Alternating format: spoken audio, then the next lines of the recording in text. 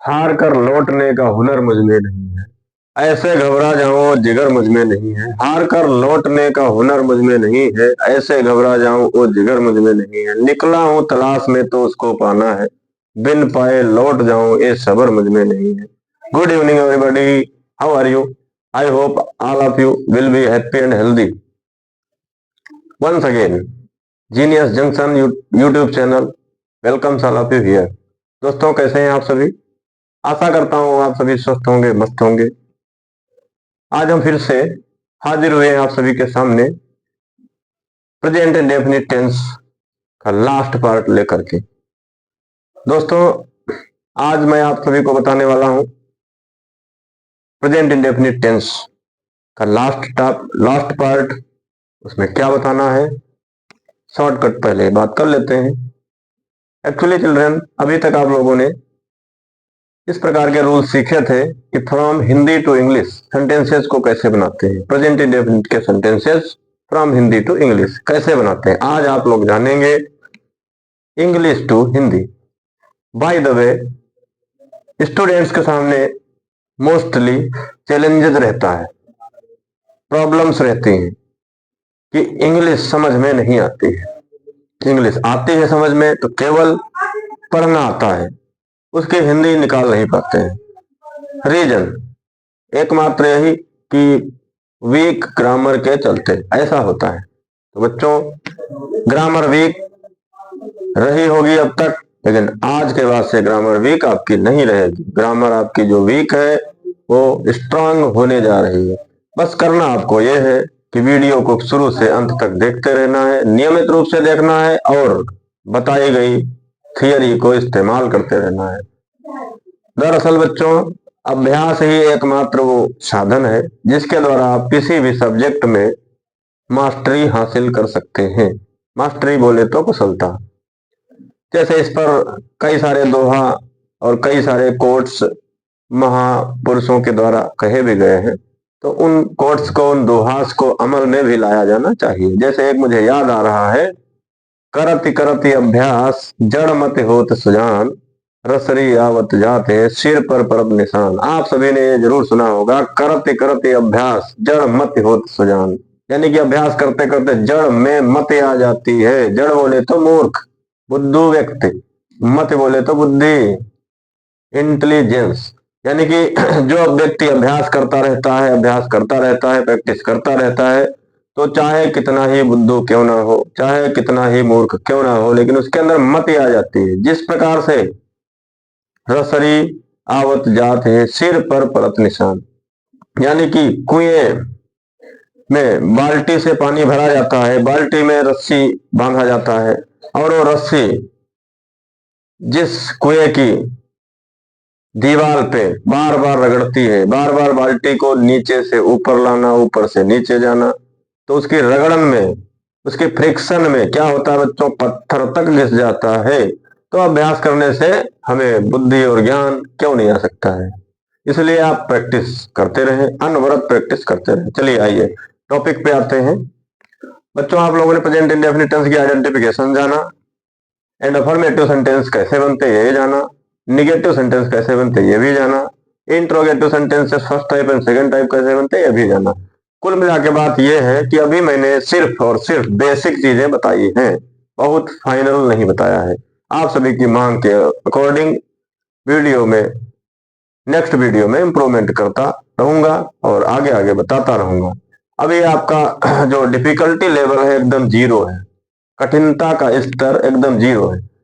अब इसको कई चरणों में हम बनाएंगे, लेकिन अकॉर्डिंग टू योर डिमांड, जैसी कि आपकी मांग होती रहेगी आगे, उस प्रकार से। चलिए आगे बढ़ते हैं। अभी तक आपने ये जाना था प्रेजेंट इंडेफिनिट टेंस के अफर्मेटिव सेंटेंसेस को, निगेटिव सेंटेंसेस को, इंट्रोगेटिव सेंटेंसेस को कैसे बनाते हैं। एक एक सेंटेंस का एग्जाम्पल ले लेते हैं, उसके बाद नया टॉपिक आज जो from Hindi, from English to Hindi, उस पर बात करते हैं। जैसे एग्जाम्पल्स हैं, वह सुंदरता पूर्वक पत्र लिखती है।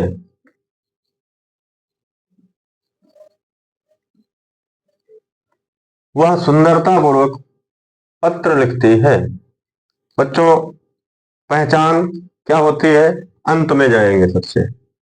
ती हो, ता हूं, ती हो, ते हो, ऐसे लिखा हो तो प्रेजेंट इंडेफिनिट का ही होगा सेंटेंस। तो इसमें ऐसे ही लिखा है। अब ये कैसे जानेंगे कि अफर्मेटिव है, निगेटिव है या इंट्रोगेटिव है?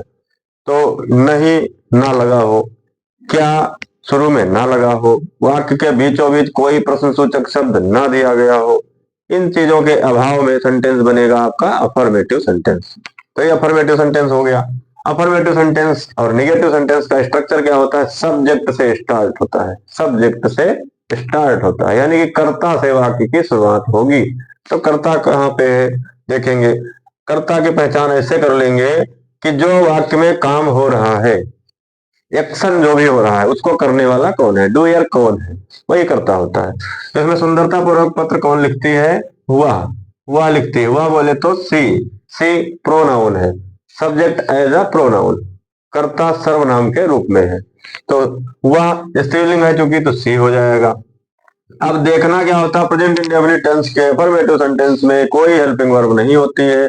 और मैंने हर वीडियो में ये बताया है कि चार चीजें साथ में रहती हैं। Four thing go together. कौन कौन सी? Subject, helping verb, main verb और ऑब्जेक्ट। आपको ग्रामर सीखने के लिए चार चीजों से दोस्ती तो करनी पड़ेगी, और ये ऑलरेडी अपने आप में बहुत ही घनिष्ठ मित्र है। कौन कौन? कर्ता, सहायक क्रिया, मुख्य क्रिया और कर्म। ये चार चीजें आप सीख लीजिए। सेंटेंस चाहे कितना बड़ा हो, with in the seconds you will translate. तो सब्जेक्ट हो गया, और इसमें अफर्मेटिव सेंटेंस में हेल्पिंग वर्ब कोई होती नहीं है, तो सीधी सी बात है, सब्जेक्ट के बाद हेल्पिंग वर्ब, हेल्पिंग वर्ब के बाद मेन वर्ब। तो मेन वर्ब पे आ जाओ। मेन वर्ब क्या है? मेन वर्ब आपके बच्चों यहाँ पे मिलेगी। चाहे कितना बड़ा सेंटेंस हो, मुख्य क्रिया आपकी यहीं पे रहेगी। मुख्य क्रिया आपकी यहीं पे रहेगी, यानी कि सहायक क्रिया के ठीक पहले। लिख बोले तो लिखना। और सब्जेक्ट आपका सिंगुलर है तो मुख्य क्रिया की फर्स्ट फॉर्म में यस या ईएस जोड़ी जाएगी, यानी राइट फर्स्ट फॉर्म है, उसमें एस जोड़ देंगे। सी राइट्स, वह लिखती है। क्या लिखती है? मुख्य क्रिया कर्म अपने तुरंत बाद ले लेती है। लिखती है तो क्या लिखती है? पत्र लिखती है, तो आ लेटर हो जाएगा। सी राइट्स आ लेटर। अब पत्र कैसे लिखती है? क्रिया जो हो रही है वो किस ढंग से हो रही है? सुंदरता पूर्वक हो रही है, यानी कि एडवर्ब आ जाएगा आपका beautifully. BEAUTIFULLY, full stop. She writes a letter beautifully. She writes a letter beautifully. अब एक निगेटिव का देख लेते हैं। वे शाम को उपन्यास नहीं पढ़ते हैं। अब ये देखिए बच्चों, निगेटिव है, नहीं लगा हुआ है, तो प्रेजेंट इंडेफिनिट टेंस का सेंटेंस निगेटिव हो तो दो हेल्पिंग वर्ब्स याद रखनी है आपको, डू नॉट और डज नॉट। डज नॉट, जैसे पिछले वीडियो में बताया मैंने, डज नॉट छोटा भाई है, अकेला है। देख कहने में लग रहा है डज नॉट, यानी कि एटीट्यूड से पता चल रहा है ये बेचारा एक ही होगा, यानी कि डज नॉट का प्रयोग सिंगुलर सब्जेक्ट के साथ होगा। डू नॉट, डू कहोगे तो लग रहा है थोड़ा सा एटीट्यूड वाला है, यानी कि ये बड़ा भाई है, अर्थात ये प्लूरल सब्जेक्ट्स के साथ में यूज किया जाएगा। तो फिर वही फॉर्मूला अप्लाई कर दीजिए, subject, helping verb, main verb. यानी कि सब्जेक्ट क्या है? वे बोले तो दे। हेल्पिंग वर्ब कौन सी लगेगी? दे प्लूरल है, आई वी यू दे प्लूरल, तो डू नॉट लगेगा। दे डू नॉट। अब देखिए सब्जेक्ट हो गया, हेल्पिंग वर्ब हो गई, तो क्या आएगा? Main verb. मेन वर्ब कहाँ मिलेगी? यहाँ पे। पढ़ बोले तो पढ़ना, read. They do not read, क्या नहीं रीड करते हैं, क्या नहीं पढ़ते हैं? उपन्यास। A novel. They do not read a novel. कब नहीं पढ़ते हैं? समय भी दिया गया है, शाम को। एडवर्ब ऑफ टाइम, समय सूचक क्रिया विशेषण। और एक चीज बताया हूं पहले भी, अब भी सुन लीजिए, जितने ज्यादा सुनेंगे उतने ज्यादा आपकी कुशलता बढ़ती जाएगी। हिंदी वाक्य के पड़ोस में जो शब्द दिए गए होते हैं अंग्रेजी बनाने में, ज्यादातर मामलों में अंत में जाती है उसकी इंग्लिश, यानी कि शाम को लिखा हुआ है इसकी इंग्लिश सबसे आखिरी में जाएगी। ज्यादातर मामलों में ऐसा ही होगा। तो इन दी इवनिंग, इन दी इवनिंग, ये आपका निगेटिव होगा। एक एग्जाम्पल हम इंट्रोगेटिव फर्स्ट टाइप का देखेंगे और एक इंट्रोगेटिव सेकंड टाइप का देखेंगे, उसके बाद इंग्लिश से हिंदी कैसे बनाते हैं सीखेंगे। क्या सूर्य पूरब में निकलता है? ये बच्चों का बनी हुई है, ऐसी ही राइटिंग हमारी है। क्या सूर्य पूरब में निकलता है? अब इसमें देखो बच्चों, क्या शुरू में लग गया, यानी इंट्रोगेटिव फर्स्ट टाइप है। जब शुरू में क्या आ जाए सेंटेंस के तो उसका जवाब केवल हाँ और केवल नहीं में होता है, अतः उसको इंट्रोगेटिव फर्स्ट टाइप कहा जाता है। ऐसे वाक्य कैसे बनाए जाते हैं? हेल्पिंग वर्ब से स्टार्ट किए जाते हैं। टेंस चाहे कोई भी हो, अगर क्या से सेंटेंस स्टार्ट हुआ है तो इंग्लिश हेल्पिंग वर्ब से स्टार्ट होगी। अब सभी को पता है, आप सभी को, जितने लोगों ने वीडियो देखा है सभी को पता होना चाहिए कि प्रेजेंट इंडेफिनिट टेंस में दो हेल्पिंग वर्ब्स होते हैं। कौन कौन? डू और डज, डू और डज। तो इसमें according to the subject helping verb will be used to start this sentence, यानी कि इसमें सब्जेक्ट क्या है हमारा? सूर्य। सूर्य बोले तो प्रॉपर नाउन, यानी कि सिंगुलर सब्जेक्ट है सूर्य, तो डज आ जाएगा शुरू में। Does the sun, does the sun helping verb हो गई, सब्जेक्ट हो गया। तो 3 नंबर पे क्या आता है? Main verb. मेन वर्ब बोले तो निकलना, निकलना बोले तो राइज। ये भी मैंने स्ट्रॉन्ग वर्ब्स वाले पार्ट में मैंने बताया है। राइज, रोज, रिजन, तीन जो भी वर्ब याद करो उसके तीनों फॉर्म याद करो। तो डज द सन राइज, क्या सूर्य निकलता है? कहाँ निकलता है? पूरब में, इन द ईस्ट। अब यहाँ पे दिमाग में एक बात आ रही होगी बच्चों आप लोगों के कि ये दे जो है, दे अथवा दा, ये बार बार जहां देखो वहां घुस जाता है। ये ऐसा ही है, ये एक्चुअली दादा है, दा नहीं है, दादा है। क्यों? मन में क्वेश्चन आ रहा होगा ना, ये दा कहीं लग जाता कहीं नहीं लगता है। बच्चों इसको याद रखना है, नेचुरल चीजें। सूर्य, पर्वत, पहाड़, पर्वत, पठार, पहाड़ी और तमाम सारी चीजें हैं। इसका वीडियो स्पेशल बनाएंगे तब आपको फाइनली बताएंगे, प्रॉपरली ढंग से बताएंगे। तो वहां पे दा लगेगा ही, क्योंकि यहाँ पे सम था इसलिए दा लग गया, यहाँ पे एक डायरेक्शन का नेम था इसलिए भी दा लग गया। एक बार रिवाइज कर लेते हैं इसको। Does the sun rise in the east? अब इसका जवाब अगर मांगा जाता है तो क्या होगा? Yes, yes the sun rises in the east, या नो। वैसे नो तो इसका जवाब होगा नहीं, लेकिन सेंटेंस बनाने के क्रम में तो बोला जा सकता है। No, the sun does not, ऐसे आ जाएगा जवाब, या तो हाँ में या तो ना में। अब एक और एग्जांपल इंट्रोगेटिव सेकंड टाइप का देख लेते हैं। तुम प्रतिदिन क्या खाते हो? बच्चों ये बहुत छोटे छोटे सेंटेंसेज हैं, इसलिए कि आपका इंटरेस्ट डेवलप हो, तब बड़े बड़े सीख पाएंगे आप। तुम प्रतिदिन क्या खाते हो, ये हो गया इंट्रोगेटिव सेकंड टाइप। तो इसमें देखिए बच्चों, बीचों बीच में कोई प्रश्नसूचक शब्द कब, कहाँ, कैसे, क्यों, कितने आया है। तो ऐसे सेंटेंसेस को कैसे बनाएंगे? सबसे पहले क्वेश्चन वर्ड की इंग्लिश लिखेंगे। कब, कहाँ, कैसे, क्यों, कितने जो भी दिया गया होगा सबसे पहले उसी क्वेश्चन वर्ड की इंग्लिश लिख देंगे। तो इसमें क्वेश्चन वर्ड क्या है? क्या, क्या बोले तो व्हाट। अब क्वेश्चन वर्ड के बाद में क्या आएगा? स्ट्रक्चर बिल्कुल इंट्रोगेटिव फर्स्ट टाइप की तरह रहेगा, यानी कि क्वेश्चन हो गया, उसके बाद हेल्पिंग वर्ब आना है। Helping verb according to the subject आएगी। सब्जेक्ट आपका तुम है जो कि बहुवचन है तो डू आएगी। तो व्हाट डू। अब देखिए हेल्पिंग वर्ब हो गई, क्वेश्चन वर्ड हो गया, हेल्पिंग वर्ब हो गई, तो क्या आना है? सब्जेक्ट आना है। सब्जेक्ट बोले तो यू, व्हाट डू यू। अब देखिए हेल्पिंग वर्ब हो गई, सब्जेक्ट हो गया, 3 नंबर पे क्या आता है भाई? मेन वर्ब, यानी खाते हो। मेन वर्ब यहीं पे मिलेगी, चाहे कितना बड़ा सेंटेंस हो भैया, याद कर लो, गांठ बांध लो इसको। तो खाना बोले तो ईट। व्हाट डू यू ईट, तुम क्या खाते हो। क्या बचा इसमें भाई, सब्जेक्ट का पड़ोसी, सब्जेक्ट का पड़ोसी। प्रतिदिन बोले तो एवरीडे। डेली भी लिख सकते हो भाई, डेली एवरीडे कॉमन वर्ड्स। तो समझ में आ गया होगा, what do you eat everyday, तुम प्रतिदिन क्या खाते हो। ठीक है, आप इसको एक बार देख लीजिए और आवश्यकता हो तो नोट भी कर लीजिए। ठीक है, नोट कर लिया होगा दोस्तों, क्लीन कर देता हूं।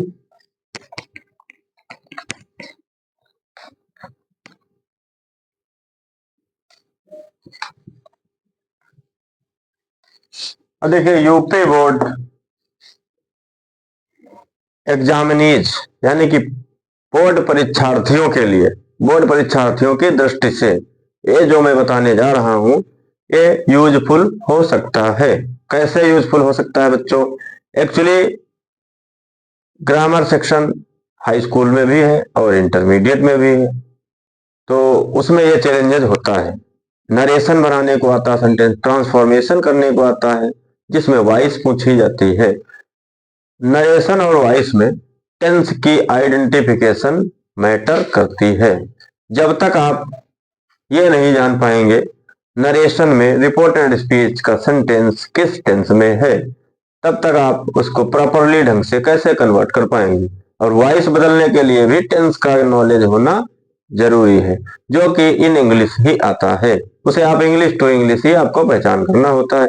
इसलिए इस पॉइंट ऑफ व्यू से ये इंपॉर्टेंट चीज बताने वाला हूं, गौर से देखिएगा और समझिएगा। देखिए, present indefinite tense, present indefinite tense, present indefinite tense Hindi से इंग्लिश में बनाना तो लगभग इजी है, लेकिन इंग्लिश से हिंदी उसकी निकालना थोड़ा सा स्ट्रेंज लगता है। तो घबराइए मत, बिल्कुल स्ट्रेंज नहीं लगेगा, एकदम zero to hero, zero to hero बना देंगे। तो देखिए बच्चों, कुछ एक चीजें हैं, ट्रिक्स हैं, छोटी छोटी सिंपल सिंपल बातें हैं, उनको सुन लीजिए और जान जाएंगे आप लोग। प्रेजेंट इंडेफिनिट टेंस का सेंटेंस कैसे जाने, इंग्लिश में ही लिखा हो, कैसे जाने कि प्रेजेंट इंडेफिनिट टेंस का सेंटेंस है। जैसे लिख देता हूं कुछ,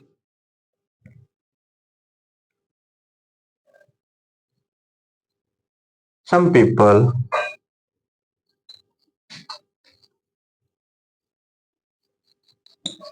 complain about their health। अब देखो, this is a sentence, some people complain about their health. अब इसको कैसे जानेंगे किस टेंस का है, तो बच्चों ध्यान रखना आप लोग। देखिए, इसके लिए हेल्पिंग वर्ब थोड़ी सी तो याद ही करना पड़ेगा, और बाय द वे नहीं याद करते हैं आप, जिद पे अड़े हैं कि याद नहीं करेंगे कुछ भी, फिर भी एक तरीका है, बता देता हूं। ये यहाँ पे देखेंगे सेंटेंस है ये, तो जाहिर सी बात है यहाँ पे जो लिखा होगा वो सब्जेक्ट के रूप में लगभग होगा। हर मामले में नहीं, ज्यादातर मामलों में ऐसे ही होता है। कुछ एक मामलों में क्या होता है, यहाँ पे जब कॉमा लगा रहेगा तो उसका मतलब होगा वो सब्जेक्ट नहीं होगा, वो सब्जेक्ट नहीं होगा, उसके बाद वाला सब्जेक्ट होता है ना। जैसे शुरू में लिख दे, in the morning I go to walk at the bank of the river, सुबह मैं नदी के किनारे टहलने जाता हूँ। तो इसमें सुबह सब्जेक्ट नहीं है, कॉमा लगा के शुरुआत में ही लिख दिया गया, एडवर्ब है, एडवर्ब है ना। तो एडवर्ब की पोजीशन सेंस के अकॉर्डिंग होती है। तो चलिए, यहाँ सिंपल सी बात है, सम पीपल लिखा हुआ है, सम पीपल माने कुछ लोग हो गया, ठीक है। सम पीपल के बाद में कोई भी हेल्पिंग वर्ब नजर नहीं आ रही है। Is, am, are, was, were, has, have, had, do, does, did और मैनी मोर, कोई भी हेल्पिंग वर्ब यहाँ पे नजर नहीं आ रही है। सीधे सीधे कॉम्प्लेन लिखा हुआ है, कॉम्प्लेन की फर्स्ट फॉर्म दी गई है, तो इससे यह पता चल रहा है बच्चों 12 टेंसों में कोई ऐसा टेंस नहीं है जो बिना हेल्पिंग वर्ब के फर्स्ट फॉर्म ले ले। कौन सा टेंस है वो? Present indefinite tense. कौन सा टेंस है? प्रेजेंट इंडेफिनिट टेंस ही एकमात्र टेंस है जो अफर्मेटिव सेंटेंस में without any helping verb subject के बाद में सटा हुआ लिखा होता है। तो इस तरह से आप जान सकते हैं कि प्रेजेंट इंडेफिनिट टेंस का सेंटेंस है। तो प्रेजेंट इंडेफिनिट टेंस का सेंटेंस है, तो इसको बनाने के लिए इसका अंत करेंगे ता हूं ती हो ते हो पे अंत कर देंगे। जैसे कुछ लोग हो गया, कॉम्प्लेन का मतलब क्या हो गया? शिकायत करना। About their health. अब देखिए यहां पे लिख देता हूं, जब सब्जेक्ट के बाद में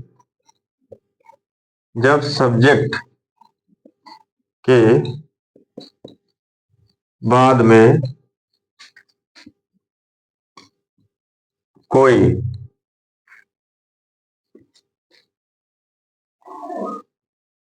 यहां से लिख देता हूं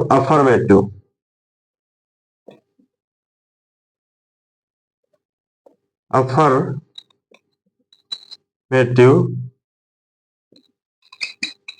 सेंटेंस में जब सब्जेक्ट के बाद में कोई हेल्पिंग वर्ब ना हो, एक ये स्थिति हो जाती है। जब अफर्मेटिव सेंटेंस में जब सब्जेक्ट के बाद में कोई हेल्पिंग वर्ब ना हो, मेन वर्ब V1 अथवा V1 प्लस यस या ES के रूप में लिखी गई हो। एक ये कंडीशन होती है प्रेजेंट इंडेफिनिट टेंस होने की, शर्त नंबर 1। दूसरी शर्त है निगेटिव सेंटेंस में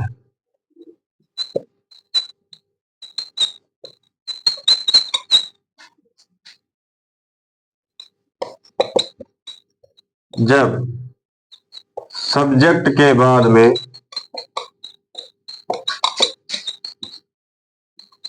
डू नॉट या डज नॉट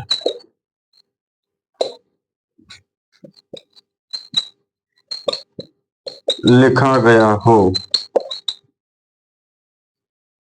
शर्त नंबर 3, इंट्रोगेटिव सेंटेंस में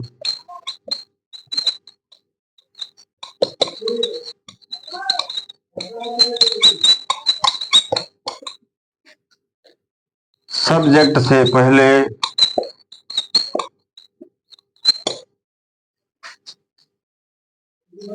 डू या डज अथवा क्वेश्चन वर्ड WH वाला प्लस डू या डज लिखा हो।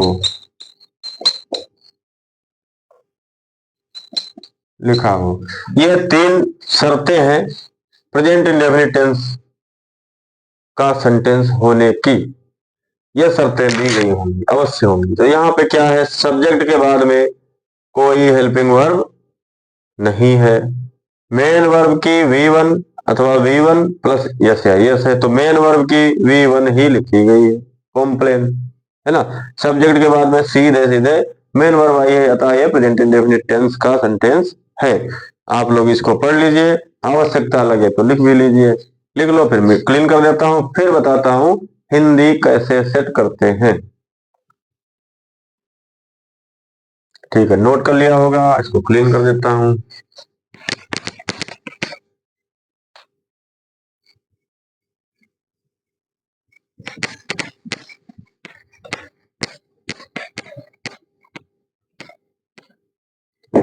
ठीक है, अब देखिए बच्चों, जैसे हिंदी को इंग्लिश में बनाया था उसका ही ठीक उल्टा करना है।